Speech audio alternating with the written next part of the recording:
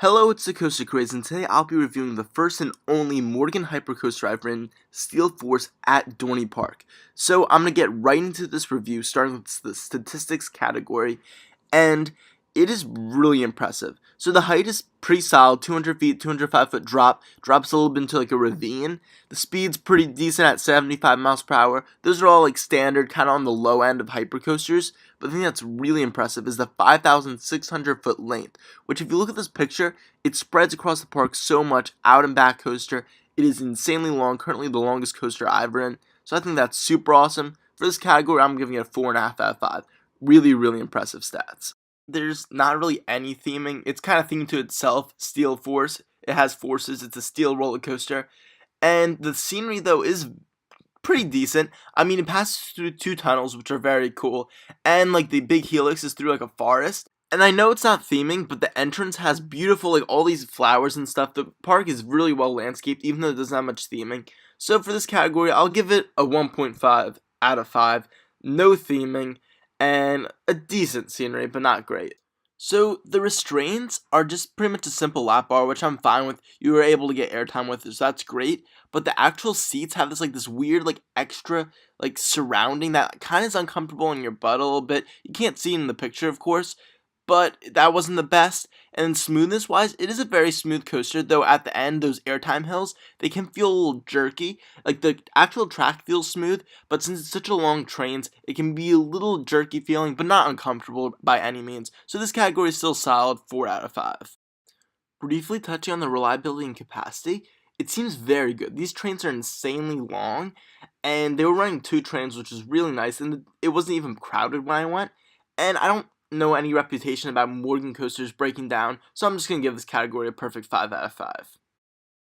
Steel Force begins with a really long climb up a big lift hill, then you go into a nice drop through a tunnel, up into an airtime hill that gives you a little bit of pop of floater, then into another small pop of floater airtime on another airtime hill that goes right into a massive double helix through the forest, and it's a great sense of speed right there. Pop up into the mid-course brake run, which I'm not a fan of.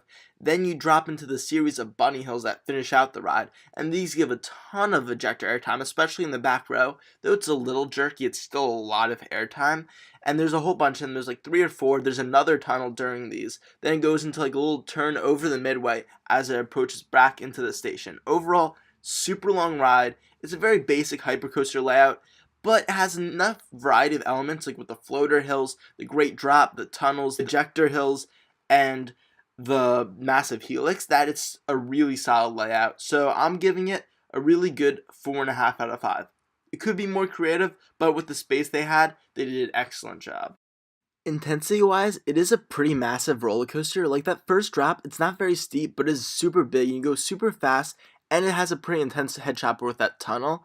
Plus, later in the ride, I would say that big helix, it's wide enough where you don't get many G's. It's more just it feels super fast. But the only actually intense part I would say is the bunny hills at the end. You do get a lot of whip on those, especially if you're towards the back row, since it's a really long train. So overall, I don't think the intensity is that much. It mostly lies in the sheer height and speed of the ride, so I'm only giving it a 3.5 out of 5. And that brings me to my overall opinion. So it's not like an average of all the previous scores or anything, but it's just what I really just thought of the ride, and I think it's insanely enjoyable. It is definitely the best ride in the park.